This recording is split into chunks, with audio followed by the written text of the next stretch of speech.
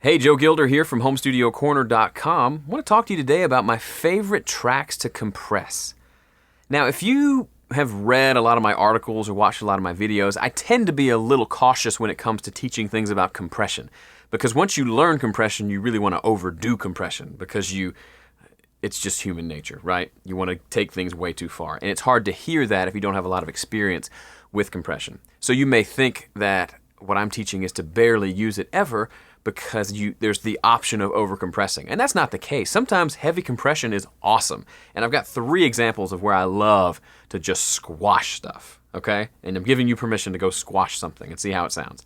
First off is vocals. Lead vocals especially, they just can handle a lot of compression. And especially in louder mixes where the lead vocal needs to be nice and prominent, if it's competing against tons of guitars, a bass in the middle, a big drum kit, and tons of other stuff, it's hard for that vocal to maintain that level of volume and presence to cut through the mix.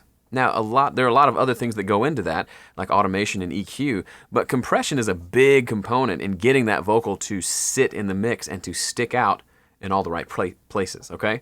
So go in there and try to heavily compress a vocal. I like a little bit faster attack, and I like to squash it a little bit so that it's nice and upfront. Now, this can cause other problems like excessive sibilance that you have to deal with a de-esser, but that's usually not too big of a deal. Check out my de-esser video for more on that. Okay, second thing I like to squash is bass. Now, bass is probably the one I can squash the most without getting into trouble. It's a single note, and it's mostly low frequency information, so you can just slam that thing, and it can sometimes produce really cool results.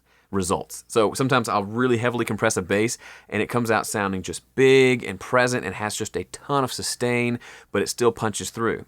And the original bass may still sound great, but once I squash it, it's good stuff.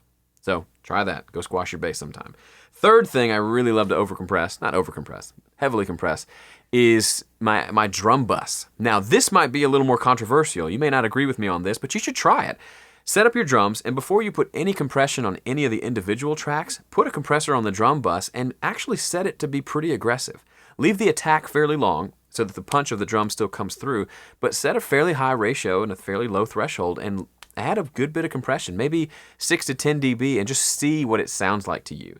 I think what you'll find a lot of times, it depends on the genre of music, but what you'll find is it adds a lot of that compressed sound that you would get if you compress the kick drum and the snare drum and the toms and the overheads individually, but you get it all in one fell swoop by putting that compressor on the bus itself. It can actually save you a lot of time, and it can actually create a more natural, organic sounding drum kit.